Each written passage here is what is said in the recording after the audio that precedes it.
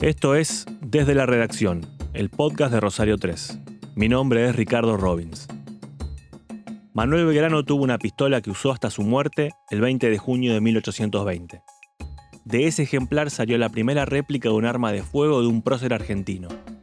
Ese trabajo de investigación, ese arte fino de recrear un objeto histórico con tecnología que ya no existe, lo hicieron Osvaldo y Martín Gatto en su taller de Rosario. Una fábrica en donde crean y reparan desde fusiles con siglos de historia hasta cañones que se usan en películas de Hollywood. La charla que sigue en una sala museo de los Gatto es una forma distinta de homenajear al creador de la bandera y también de asomarse a un oficio único, que oscila entre la precisión científica, la creatividad y la magia.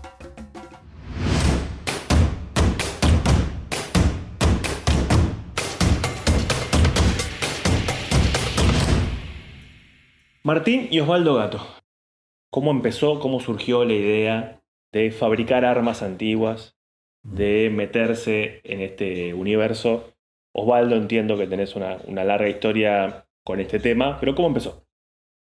Empezó con esa inquietud, esa iniciativa de ver las piezas llamadas armas antiguas en los museos, la necesidad que tiene cada uno inexplicable de querer atesorarlos, porque en definitiva es eso lo que te mueve. Vos no te das cuenta que a lo largo del tiempo sos simplemente un depositario, una persona que va a cuidar de ese bien el tiempo que lo tengas, el tiempo que te permita la vida, y después va a pasar a manos de otro, porque son siempre más importantes que los seres humanos, nos trascienden. Y esa idea de esa parte mágica, esa parte histórica, energética, o como uno quiera que se llame, que tiene el objeto llamado arma antigua, a mí me sedujo reproducirla. Y empecé a investigar y empecé a ver libros que hablaban de la historia de las armas antiguas y a hablar con coleccionistas, a tener en mis manos la posibilidad de originales, de algunas armas que estuvieron cargadas de vivencias, de historia activa. Porque no se puede separar esto de que vos sos profesor de historia y esto corría por carriles paralelos. Sí, se puede separar, pero en mi caso no. Pero se puede separar porque el objeto tiene una identidad propia, no necesita al profesor de historia. Al profesor de historia lo necesita cuando lo tenés que ubicar en un espacio-tiempo, y entonces sí, ahí te digo que se da la conjunción y la necesidad se debe cubrir. Ahora, el objeto habla por sí solo.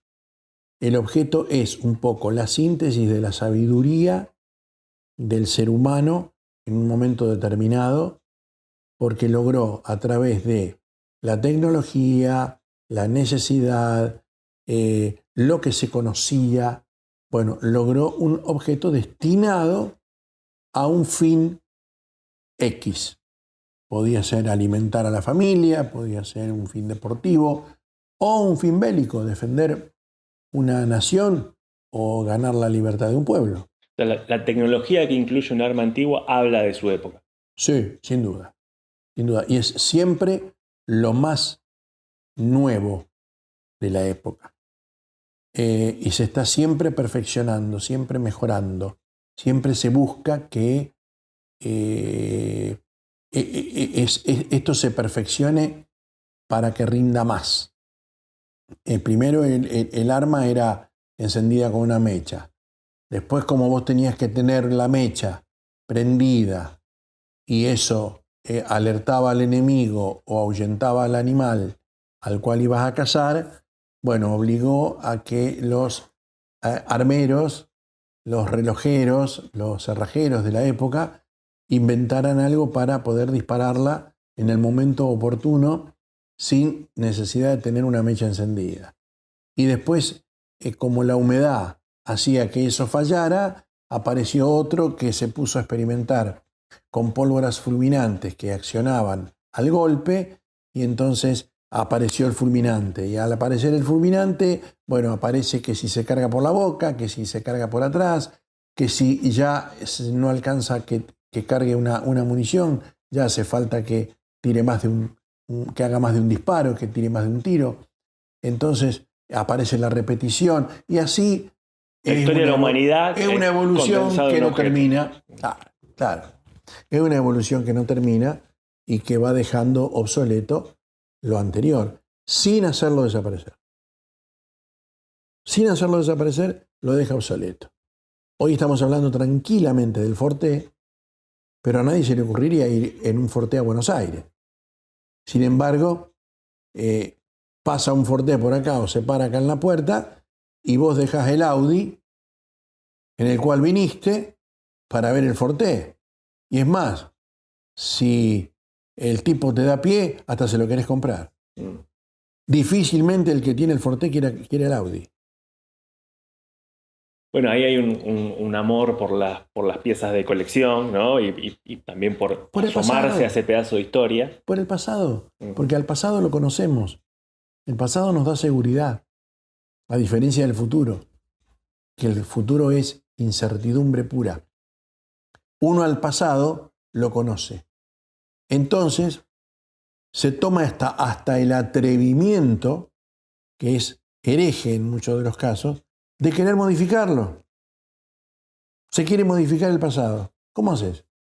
Bueno, las armas antiguas son un mudo testimonio de que existieron los duelos entre los hombres, de que existieron las guerras. Voltaire decía que la historia no es más que la sucesión narrativa de las distintas guerras que el hombre hizo contra el hombre.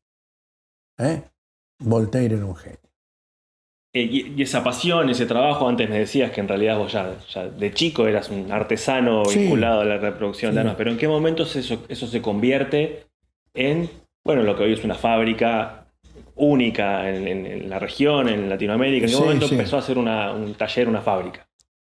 Y tenemos que ir a fines de los 90, comienzos del 2000.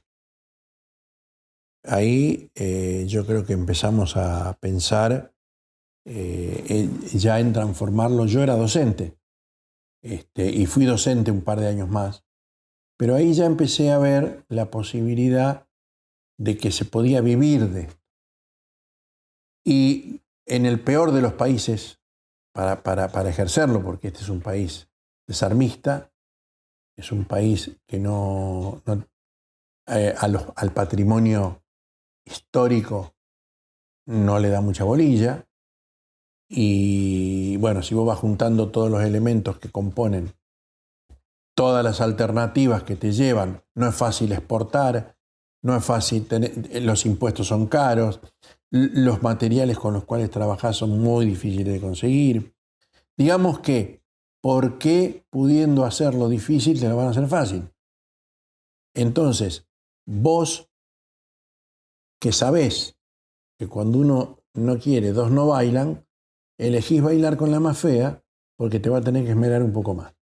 Entonces, en ese funcionamiento es que nosotros decidimos un día, al menos yo decidí un día, renunciar a las horas cátedra que tenía, no dar más clases áulicas, no dejar de ser docente, porque soy docente todos los días y me retan por ello, pero más allá de eso, dedicarme a el oficio de artesano. Creo que es uno de los mejores oficios del mundo, porque como te dije antes, resume toda la sabiduría que el hombre fue acumulando hasta el momento en que construye lo que construye. Y ahí, Martín, vos te sumaste como hijo, veías lo que estaba haciendo tu padre, el trabajo que estaba haciendo, y cómo fue que te incorporaste a la producción.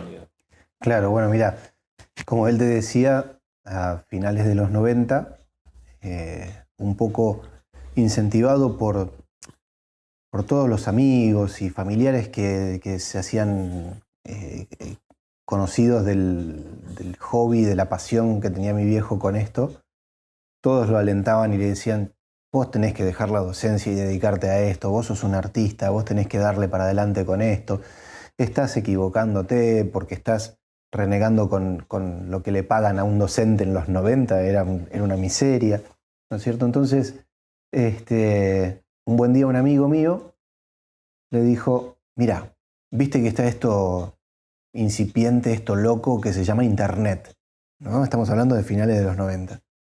Sí, que parece una eternidad, pero son 25 años. No, claro, pero Internet, digamos, era una cosa que... O sea, nosotros tuvimos nuestra primera computadora, nuestra primera PC en el 95, o sea, y no se podía usar para muchas cosas la PC, digamos, era una cosa bastante limitada.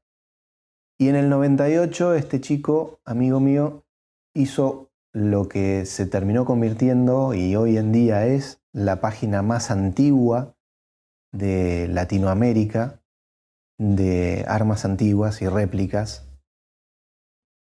Como iniciativa él vino y lo propuso, dijo esto se tiene que dar a conocer, lo que vos hacés lo tiene que conocer el resto del mundo y Internet nos está dando esa posibilidad. Así que se puso con una camarita de 2 megapíxeles a sacar fotos de los trabajos que él hacía y a recopilar un poco en escrito las características, los detalles, y empezamos a armar un incipiente catálogo en Internet, y un catálogo que no solo lo veían los amigos, lo empezaba a ver el resto del mundo. Catálogo de pistolas, armas, cañones. Sí, pistolas. Sí, dagas antiguas, puñales del Renacimiento italiano. Los cañones se hacían a escala, algunos de ellos de escritorio, otros se hacían a escala 1:1. Los escala 1:1 no eran como los grandes que se conocen, pero eran escala 1:1 porque en realidad ocupaban un lugar determinado donde eran del tamaño que eran. Por ejemplo, un cañón fortinero o un cañón de aviso, como es el Victory, que iba en la proa y en la popa del barco de guerra, que tenía como misión hacer detener al otro barco, y entonces le tiraban a la derrota del barco, es decir, al trayecto del barco, le disparaban una munición. El tipo escuchaba, el capitán del barco que se tenía que detener escuchaba, veía que venía el bolón, pegaba en el agua, y eso significaba: este barco de guerra o barco militar quiere que nos detengamos y presentemos papeles. Bueno, cosa que, por ejemplo, los piratas la tenían muy clara: nunca enfrentarse a un barco de guerra, jamás, por más que tuvieran más armamento. Bueno, eso era lo que hacíamos ese tipo de piezas. Claro, y bueno, ese fue el puntapié a finales de los 90. Ese puntapié terminó dando como resultado la posibilidad de que desde Estados Unidos se interesara una persona por el trabajo nuestro y nos empezó a hacer una serie de propuestas comerciales. Yo tenía mi propio trabajo, digamos, yo era empleado en otro lugar, mi papá era docente de tiempo completo, pero bueno, de repente este anzuelo que estaba en el y hacía océano, maquetas decorativas para el vender en el Bajo. Claro, y hacíamos maquetas decorativas para vender en el mercado de pulgas del Bajo, me acuerdo. Dijimos, bueno, ¿qué vamos a hacer con esto que hay? Con este pez que acaba de morder el anzuelo. Era un pedido de cañones. Sí, estaba interesado en cañones. Sí, más que Cañones esos medianos chicos que no sé cómo se llaman. Había desde escritorio, como te dije recién, desde escritorio hasta escala 1:1, que llegaban a pesar 100 kilos, 150 kilos. Y ahí se enfrentaron a la demanda, a la posibilidad de exportar, digamos. Sí, claro, Sí. no solo eso, digamos. Primero fabricar. Claro, primero fabricarlos. De la parte logística de lo que era exportarlos y demás se iba a encargar esta persona, así que nosotros, digamos, por ese lado no íbamos a renegar demasiado, pero sí íbamos a renegar porque de repente me acuerdo yo que la primera vez que entramos en contacto, él vio el producto en vivo en Buenos Aires, nos quedamos en encontrar en Buenos Aires, que vino, y me dice, sí, bueno, bárbaro, fabuloso, me lo llevo. ¿Cuántos me podés hacer por mes? Y yo le dije, mirá, no hacemos más de 2 por mes. No, dice, no me sirve 2. Necesito 6. ¿Vos me hacés para el mes que viene 6? ¿Te los dejo pagos ahora? Le digo, pero ¿cómo hago para hacerte 6? No sé. es tu problema. Bueno, Te dejo ahí. Y volvía yo de Buenos Aires a Rosario. ¿Todavía trabajabas como empleado en ese momento? Claro, yo todavía trabajaba como empleado en ese momento, así que cuando volví, planteé esto en la familia, digo, miren muchachos, tenemos familia, tenemos esta situación, yo me voy a pedir licencia en mi trabajo y vamos a ponernos con eso. Hay que triplicar la producción. Y aparte surgieron un montón de condicionantes, porque esta persona no lo quería así pelado al cañón. El cañón tenía que ir en una caja de madera, a esa caja había que fumigarla porque iba a ir en un avión. Entonces ahí hubo que sumar el embalaje, y hay un par de anécdotas que son fabulosas, porque una cosa es que vos construyas en el fondo de tu casa, ¿no? Fuimos a una casa de esta que venden cajas para embalajes y le dijimos, necesito una caja para embalar un cañón.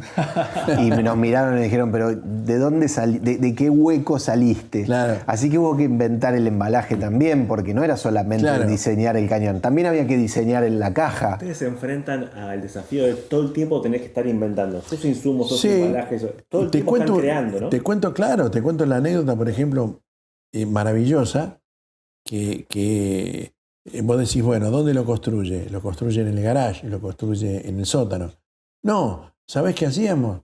Yo me iba arriba de la terraza, que teníamos una casa que tenía 2 plantas, y entonces en la terraza yo le daba instrucciones a él que con una tiza dibujaba en la vereda el cañón.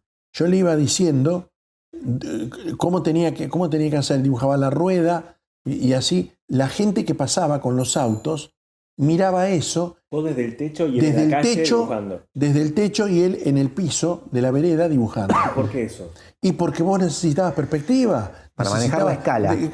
Claro, ¿cómo haces para dibujar un cañón escala 1:1, que de repente va a pesar 300 kilos, que de repente va a tener un tubo de 1,5 metros? ¿Y cómo haces para dibujarlo? ¿Dónde lo dibujás? ¿En qué papel? ¿En una resma A4? No, vas a necesitar una pared, pero la pared no la podés. Entonces, ¿qué haces? Te vas arriba del techo, y desde arriba del techo te apoyás en la baranda, y de ahí le indicás al que está abajo con una tiza para que vaya dibujando.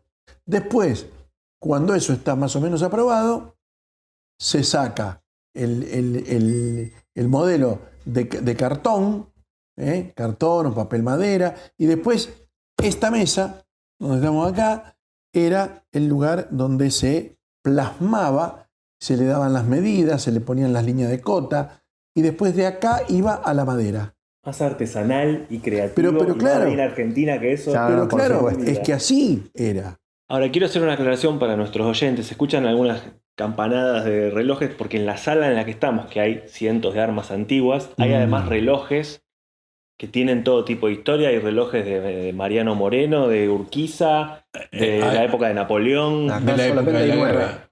Ahí hay una Ansonia de la Guerra Civil estadounidense, que ahora no sé si dio la una, pero la va a dar enseguida. Simplemente para dar ese contexto a lo que se escucha de fondo, pero sigamos. Ustedes tienen tantas historias, y en cada una de las cosas que nos detenemos hay tanto para abrir, que tratemos de no perder el hilo. Sigamos. Y nos custodian los daguerrotipos también, que son las primeras fotografías. Ahí están las firmas de San Martín también. Sí, hay algunos documentos. Bueno, en fin, hay. Pero bueno, entonces ahí se produjo esta conexión. Sí. Y parece esto que era Amazon Joven como una empresa familiar. Exacto, y era siempre así. Era siempre llegar a cumplir el objetivo de fabricar 10 y te pedían 20 para el mes siguiente. Tenías que duplicar. Y para el mes siguiente tenías que duplicar otra vez. Y por ahí, además de duplicar, pedían nuevos modelos. Porque ¿qué pasaba? Pasaba que los estadounidenses se habían encariñado mucho con el producto, les gustaba mucho la calidad, y los querían empezar a coleccionar. Claro, por supuesto, y los querían empezar a coleccionar. Entonces el mismo cliente que ya había comprado un modelo contactaba a este revendedor preguntándole si había algún otro modelo más para comprar. Entonces, ¿qué hacía el revendedor? Veía la necesidad del cliente y nos llamaba por teléfono, que yo me tenía que ir a un locutorio a hablar por teléfono, ¿no? Porque en esa época existía el locutorio, para llamar a Estados Unidos, porque si usaba el fijo para llamar a Estados Unidos, quizás me venía una fortuna. Sí. Hablando de tecnología y paso del tiempo. Claro, hablando de eso, ¿no? Sí. Entonces me iba hasta el locutorio para llamar a Miami para hablar con el revendedor y que me planteaba, mira, no quiero ahora tal modelo de cañón. ¿Sabes qué? Necesito que me diseñes un mortero a escala que dispare latas de cerveza. ¿Cómo que dispare latas de cerveza? Sí, acá en Estados Unidos es furor. Y se ponen la lata de cerveza dentro del mortero, la disparan para arriba, entonces a cierta altura se pone redonda por la fuerza de la presión, explota y llueve cerveza. Y ese es el sueño de lata. Ese es el sueño americano, de que abren la boca así todos los 5 o 6 amigos borrachos. Mortero de lata. Y la gente creía que era un mortero de lata. Construido en lata. No, era el mortero de la lata de cerveza. La lata de sí, claro. Disparaban la lata hacia arriba. Claro, la lata después de aluminio no pesa nada cuando cae. El vacía. show de los Yankees multiplicado a la... Claro. Sí, la excentricidad a flor de piel. Y otra cosa, el yankee que compraba un modelo y lo probaba, funcionaba, quería el último modelo. Entonces vos decís, bueno, este tipo no compró 1 o 2. Si vos fabricás 10 modelos, el tipo quería los 10 modelos. Claro. Y entonces nosotros terminamos fabricando 25 modelos de cañones. ¿25 modelos? Sí, sin haber visto nunca un modelo real norteamericano. Nosotros fabricamos cañones norteamericanos que le vendimos a los norteamericanos. Y entonces iban y se exhibían en Oklahoma, en Kentucky, en Pensilvania, en Tennessee, en todos esos lugares. Inclusive hay una anécdota muy linda donde en una feria apareció un tipo a comprarle un Mountain Howitzer, que era una especie de mortero con ruedas de cañón grande que habíamos fabricado, y el tipo fue acompañado por una persona que se sacó una foto con el revendedor. Esa persona pone la mano arriba del mortero, del Howitzer, y se sacan la foto los tres. La persona se llamaba George Bush hijo. Y yo le pido la foto a crápula y le digo, mándame la foto. Y me dice, no, yo para conseguir esta foto me vine a vivir acá, venite vos a vivir acá. Ese era nuestro cliente en Estados Unidos. Bueno, un muchacho pintoresco. Se había expandido un poco la red de lo que había empezado en el techo de una casa. Sí, claro. Tenemos acá enfrente la caja que adentro tiene la pistola del general Manuel Belgrano. Ahora se viene el 20 de junio, nos pareció una linda fecha como para contar un poco cómo fue hecho eso. Pero antes de llegar a la pistola de Belgrano, me parece que hay otro hito, digamos, en la carrera de ustedes, en la historia de la fábrica, que es cuando empiezan a vender a películas, por ejemplo, Pirata del Caribe, que eso también les da como una fama, si se quiere, o una difusión en los medios de comunicación. Es un reconocimiento diferente, digamos. Yo pienso más que nada en eso. Pienso en que la gente, en su mayoría, para no decir el común de la gente, porque creo que toda la gente es común. Entonces, la gente en su mayoría encuentra en determinados lugares el reconocimiento, ¿no? Si sale en la tele debe ser verdad, por ejemplo, ¿no? Ese tipo de cosas. Ese tipo de error. Ese tipo de error, ¿no? O sea, sale en la tele debe ser verdad. Bueno. Y si está escrito en un libro es verdad. Claro, si está escrito en un libro, ¿viste? O si el tipo escribió un libro debe ser un erudito, ¿no? Bueno, que de repente el cine te convoque para asistirlo con material o aparecer de repente en una película de Hollywood, te catapulta digamos, a ser famoso, ¿no? A la fama. ¿Eso fue año? Eso fue en el año 2005-2006. Sí, pero también teníamos, que es bueno decirlo, también teníamos demanda nacional. Es decir, no solo era el tema de Pirata del Caribe o Capitán de Mar y Guerra, de lo cual nosotros fuimos, si se quiere, afortunados, así como te conté la historia recién egoísta de este personaje, también hubo un hecho de hacernos conocer a través de decir, bueno, el producto habla por vos y vienen los de la Disney a comprar material que van a usar en películas. Pero también hubo gente de acá Hubo el Canal Encuentro, por ejemplo, hizo muchos documentales y le dedicó mucho a la historia argentina. La película de Belgrano, por ejemplo, también. Por ejemplo, la película Belgrano, que fue posterior a la película San Martín, el cruce de los Andes. Que San Martín, Revolución, San Martín, el cruce de los Andes, el título completo, esa fue primero que la de Belgrano. Esa es con Echarri. Esa, claro, en esa trabaja Rodrigo de la Serna y Echarri. Bueno, en esa nosotros pusimos muchas más piezas, muchas más armas antiguas en venta. Los cañones que se ven disparando en esa película los hicimos nosotros. No así en la película Belgrano, donde hay armas más puntuales, donde hay un poco de remanente de lo que quedó de la película anterior, y pese a que se conoció primero la de Belgrano que la de San Martín, nosotros hicimos primero la de San Martín y después la de Belgrano. Y entonces Canal Encuentro también tenía sus propios micros, sus propios programas relacionados con batallas por la libertad, historia, por ejemplo, Suipacha, Florida, Sipe Sipe, y así, Vilcapugio, Ayohuma, Salta, Tucumán. Bueno, en todas esas producciones, pequeñas producciones de a lo mejor 20, 25 minutos que hacía Canal Encuentro, nos convocaban para que mostráramos armas de la época. A veces mostrábamos réplicas, a veces mostrábamos armas originales y a veces hasta nos dábamos el gusto de, en el polígono, disparar algún arma para mostrar cómo era que se cargaba y se disparaba y lo difícil que era hacer la guerra en ese tiempo, ¿no? Bueno, esa es un poco la historia de cómo te haces conocido. Por ejemplo, en el 2007 nos llega un mail de Bruselas, Bélgica, donde parecía broma, pero el mail venía con un membrete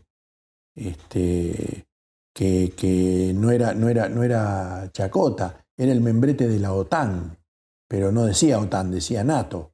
Entonces, claro, NATO en inglés era la OTAN. Y bueno, era que se terminaba el periodo del presidente o de quien ocupaba la presidencia de la OTAN y nos elegían a nosotros para regalarle un cañón a escala,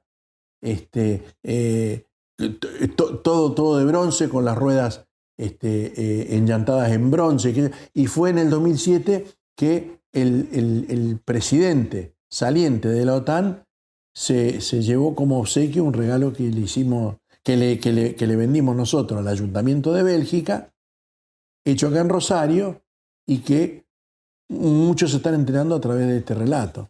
De que pasó hecho eso. Acá en el taller de zona sur de Rosario. El taller de zona sur de acá de Rosario.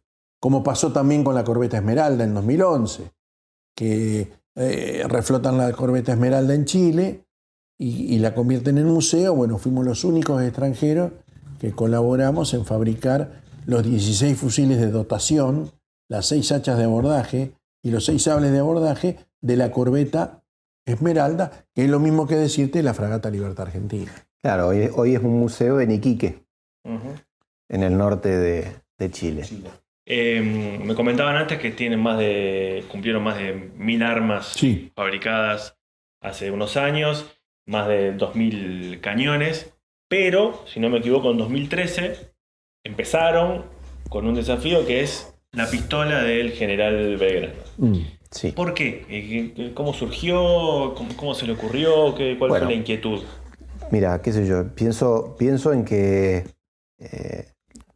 nosotros, estando ligados a la historia, tanto porque mi papá es profesor de historia y por el trabajo que hacemos nosotros, que nos movemos con artículos que tuvieron que ver con la historia, no podemos dejar pasar por alto a los próceres argentinos.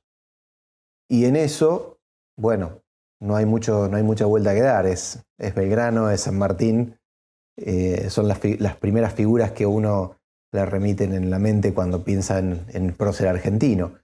Y no se había dado en toda la historia de nuestro país la posibilidad antes de que se pudiera replicar un arma de fuego que perteneciera a un prócer argentino. En otras ocasiones y en otras circunstancias se había replicado varias veces el sable corvo de San Martín, pero no un arma de fuego de un prócer. ¿Y los próceres nuestros tuvieron armas de fuego? Sí, claro que tuvieron armas de fuego. Entonces, en la investigación que nosotros hacemos a menudo con respecto a los modelos que nos encargan o que tenemos que restaurar o cosas por el estilo, hay mucha bibliografía específica que atesoramos. Surge la posibilidad esta de que una de las pistolas que el general Belgrano tuvo, que no fue la única, pero sí es la única que hay aquí en la Argentina, está exhibida en el Museo Histórico Nacional en Parque Lezama en Buenos Aires. Dijimos, bueno, nosotros somos el único taller de réplica de armas antiguas de Latinoamérica, tenemos que copiar. Tenemos que tratar de conseguir la autorización para que cierren el museo, desactiven las alarmas, abran la vitrina y nos permitan tener acceso a la pistola que perteneció a Manuel Belgrano. Y eso lo logramos en 2013. Fueron un par de horas nada más, como mucho. El único que pudo tener la posibilidad y la fortuna de manipular la pistola fue mi papá, con unos guantes especiales. Yo me dediqué a hacer la parte fotográfica y a apuntar las mediciones que él con el calibre me iba dando de las medidas.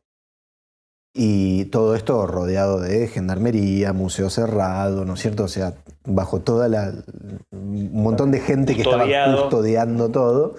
Porque, bueno, varios años atrás había ocurrido que le habían robado el reloj de ese museo. Y, bueno, no iba a ocurrir lo mismo con la pistola esta vez.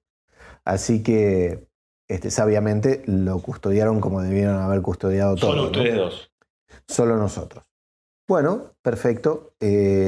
Hicimos el relevamiento de medidas y de fotografía y nos vinimos a Rosario con un montón de preguntas, con el acertijo ya iniciado. ¿Cómo íbamos a hacer para replicar la pistola? Porque, bueno, no iba a ocurrir como ocurrió por ahí con otras armas, que uno tiene la oportunidad de despiezar e ir copiando, ir poniendo el pedacito de acero al lado de la pieza original e ir midiendo que las cosas funcionen perfectamente. Tenías un montón de medidas y dibujitos tomados así a mano alzada rápido, porque el tiempo se te iba, porque sabías que estabas abusando de la generosidad de las instituciones. Solo tenían las fotos, claro, y las medidas. Las fotos y las medidas.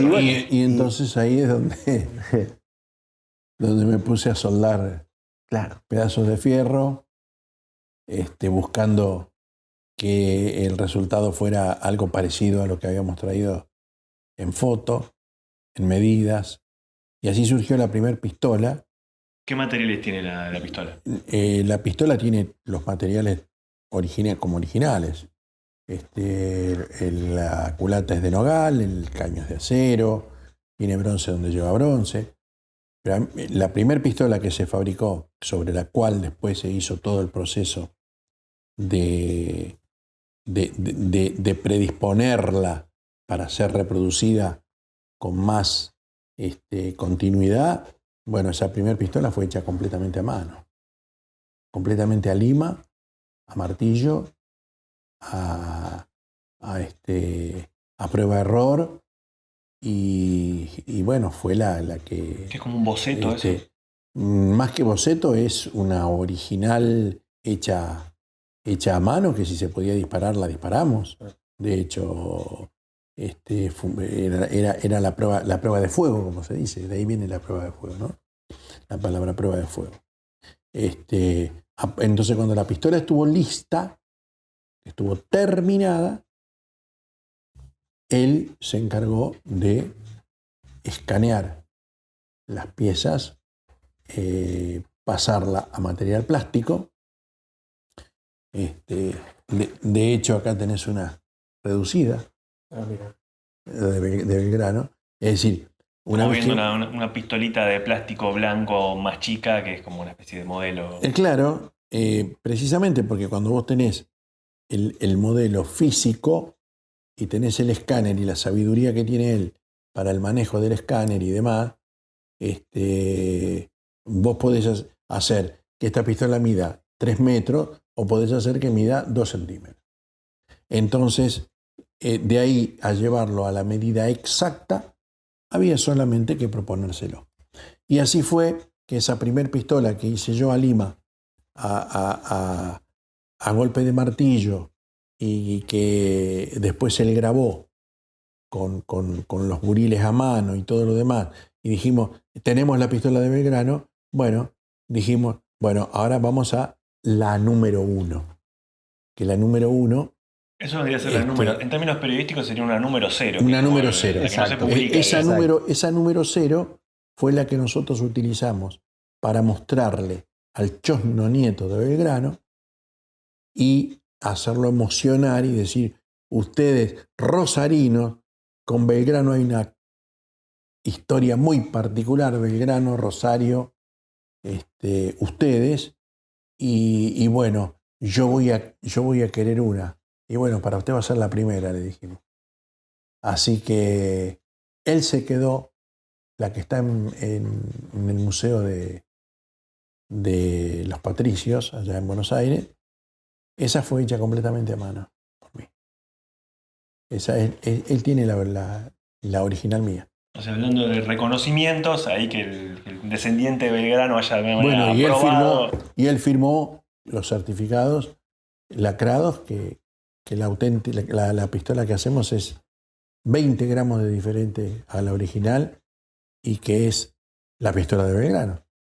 Yo sé que es largo, es complejo, que ustedes podrían estar hablando días, no horas. Sí. Pero ¿pueden resumir cómo es el procedimiento para hacer un arma antigua, una réplica de arma? Que entiendo, Martín, que empezás vos con un fundido de piezas y después Osvaldo se encarga más de la cuestión, si se quiere, más artesanal, de la construcción parte por parte. No, se empieza mucho antes. Sí, se empieza bastante antes. Bastante antes. Mirá,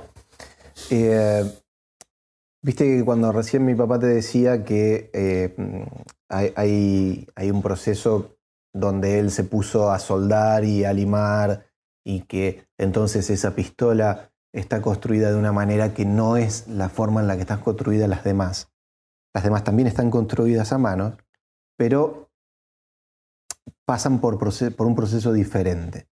Cuando vos un modelo se termina reconociendo como exitoso o como que, digamos, vas a poder fabricar más de uno, vas a tener la necesidad de fabricar más de uno, vas a utilizar un proceso también artesanal, pero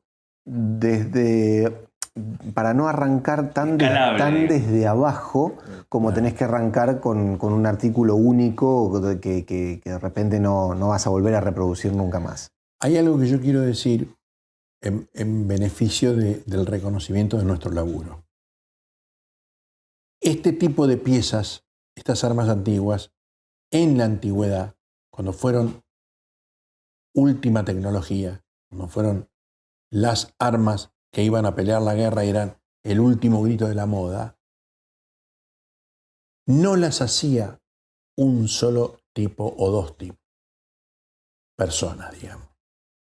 Estaban divididos los roles. Por ejemplo, los componentes de una arma antigua, la culata, que es de madera, el caño, que es de acero, la llave, que es todo un mecanismo intrincado de muelles, de resortes, si se quiere, para hablarlo en criollo, de criques, de pestillos, las guarniciones, que son las partes de bronce, el arco guardamonte, la decoración, todo eso tenía sus maestros. Estaba el maestro llavero, el maestro cañonero, el maestro ebanista.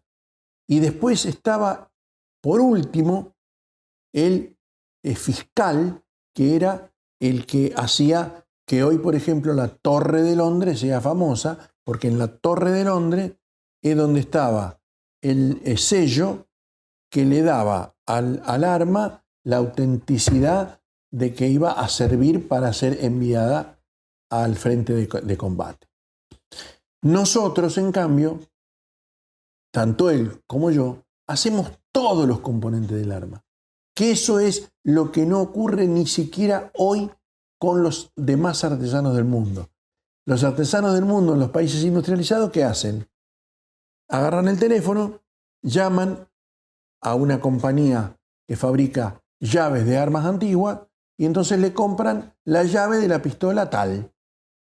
Y viene ese mecanismo que yo te mostré hoy que hacía chispa, viene en una cajita, vale una cantidad de dólares, pero el tipo ya la tiene hecha. Entonces le falta la madera. Bueno, ¿la madera qué hace?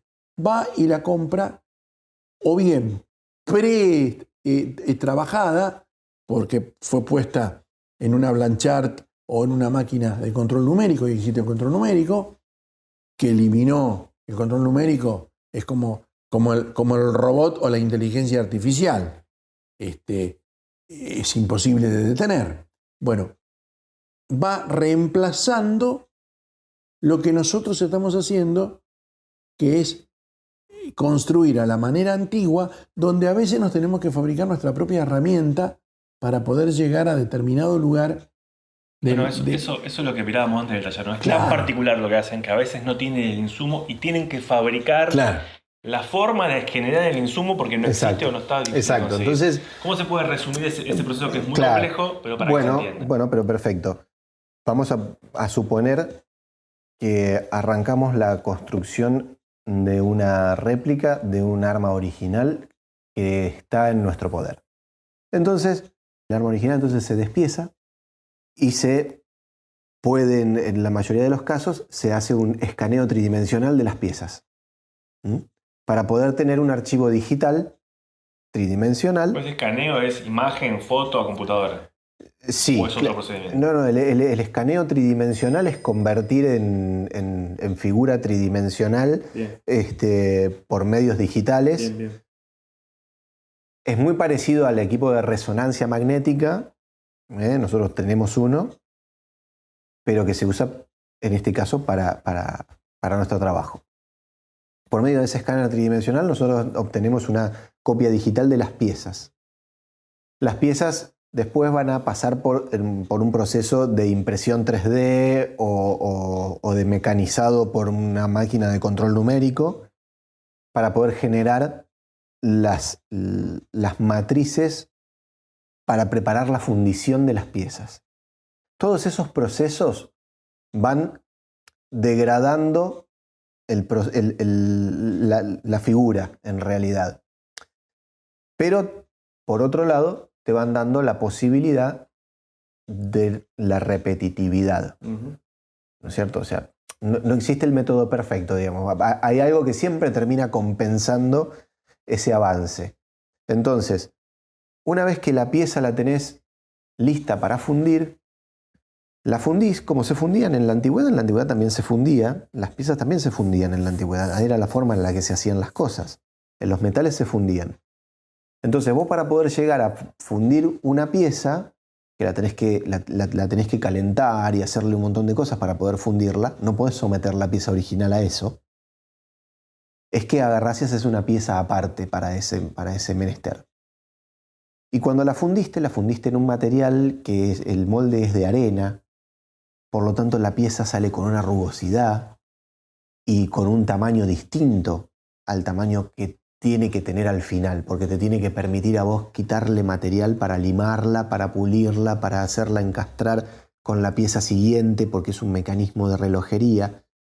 Entonces tuviste que hacer sobredimensiones y demás que se fueron perdiendo en el proceso para que en el punto final termine verdaderamente midiendo lo que tenía que medir. El molde... De aquella medida, de aquel plano que tomaron cuando fueron... El molde, que es la arena que él dice, termina arrojando un modelo, que generalmente nosotros hacemos en aluminio, que después es retocado, que es la matriz que dice él, que es retocado, que es siempre sobredimensionado un porcentaje que te lo cuenta tu abuela, entonces vos lo haces esa cantidad de porcentaje más grande, prueba error, y si sale bien, limás y llegás a tener la pieza exactamente igual que la que quisiste reproducir. Y la haces funcionar con una pistola que tenemos aquí adelante, Claro. que es una pistola que le regaló a Belgrano el Cabildo de Buenos en Aires. 1814. Y él la tuvo hasta el final de sus Sí, de sus 1820. días.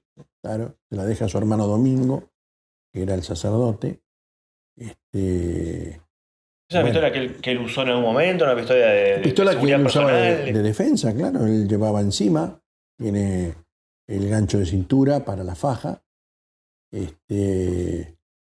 Porque hay una cosa muy sencilla, ¿no es cierto? Los objetos son construidos en la historia para usarse, ¿no es cierto? El reloj no era para ver la hora. Y la espada y el sable, bueno, no vamos a hablar de cuán agresivo y guerrero es un sable corvo comparado con una pistola de esta. Pero el solo hecho de ser un arma de fuego, en la mentalidad del hombre del siglo XX, al arma de fuego, a esta, la ve una cosa peligrosa y resulta que un sable te degollaba 10 tipos cuando vos no le alcanzaste a sacar de la caja a la pistola. Pero el sable goza de un prestigio muy especial, porque total no hace pumba y no... La magia del estruendo que decía claro, antes. la magia del estruendo. Y el temor que genera el estruendo. No están los dioses, ¿no? No están los dioses con esto de la magia explosiva. ¿Se puede abrir la caja? Que se abra la caja. Claro. Estamos abriendo la caja de madera con la pistola adentro. Es absolutamente hermoso, impresionante. Invitamos, por supuesto, a quien está escuchando este podcast a que vaya a la nota de Rosario 3 a ver las fotos y todo el material, también en la página de ustedes para conocer más de la historia.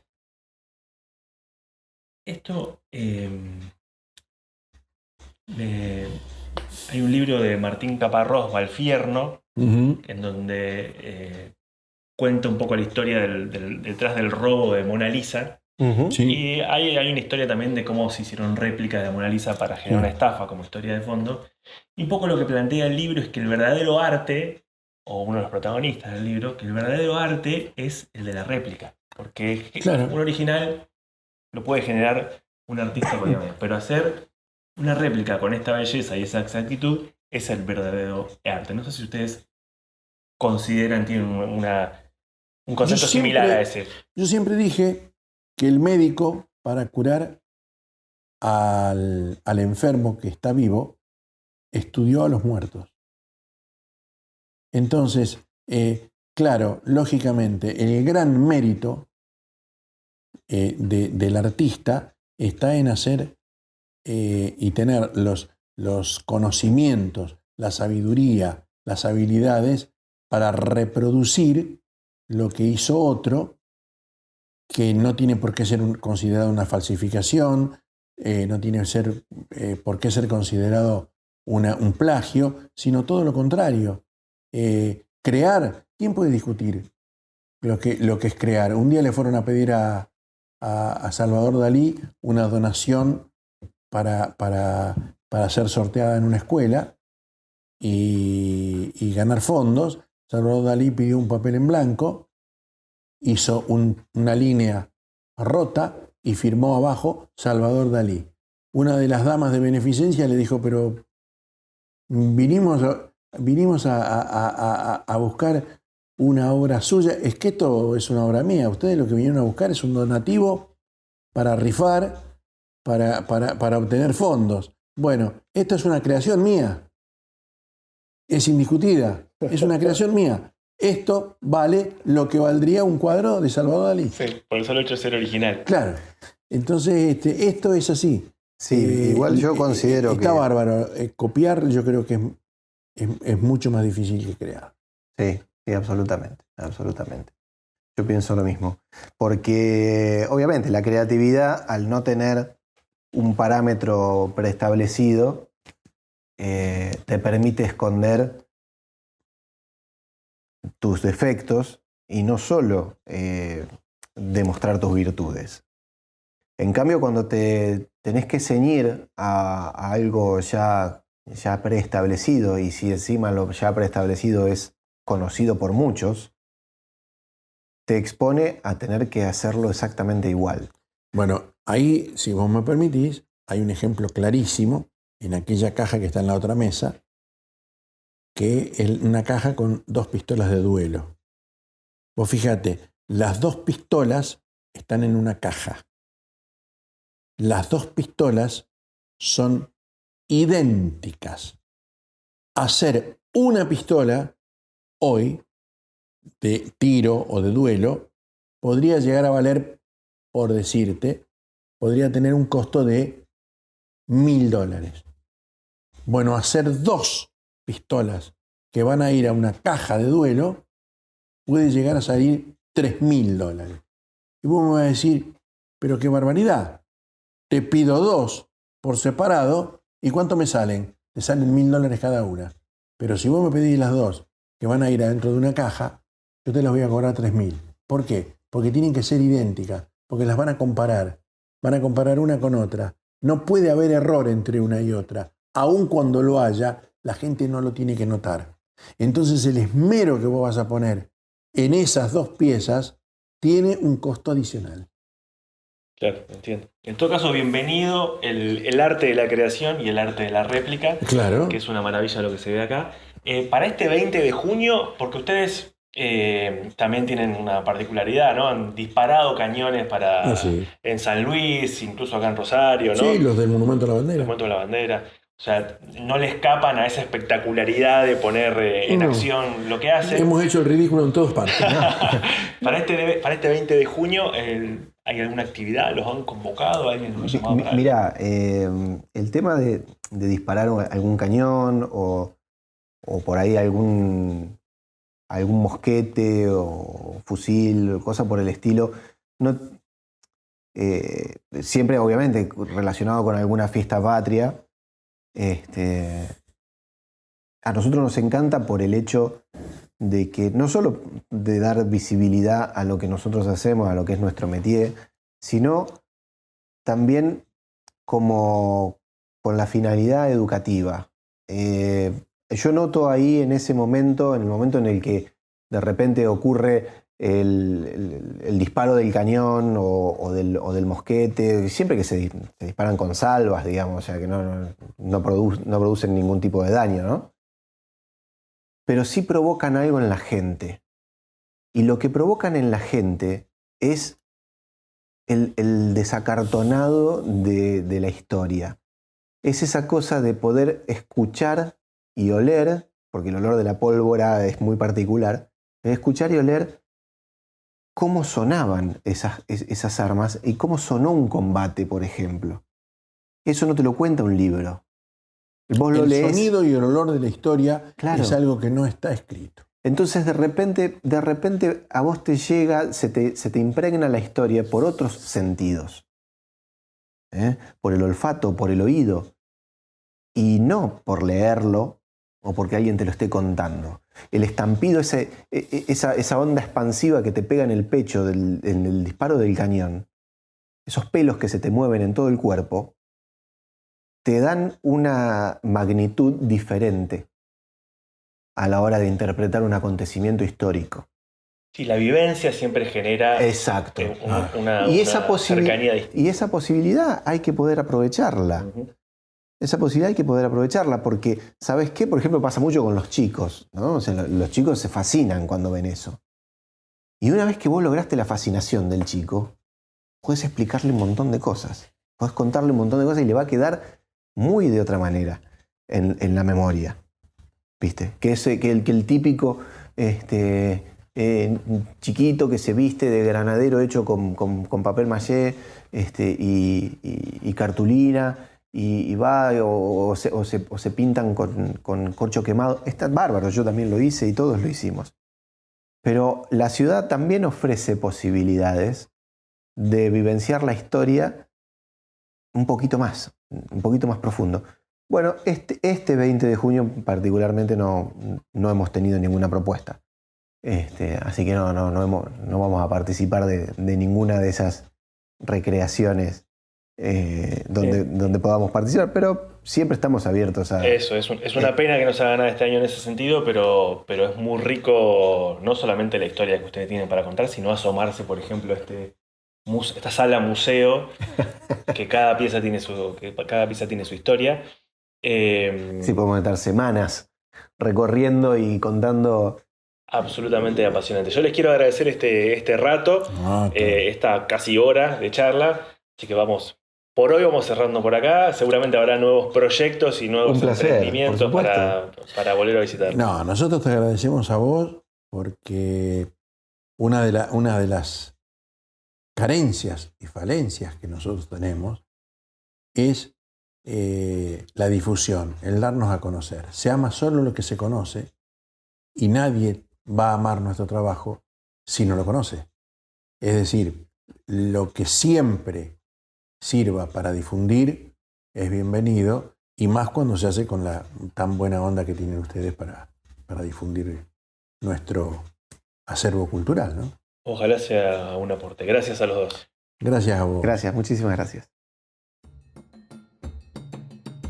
Desde la redacción es una creación de Rosario 3, Grupo Televisión Litoral. Gracias por tu atención.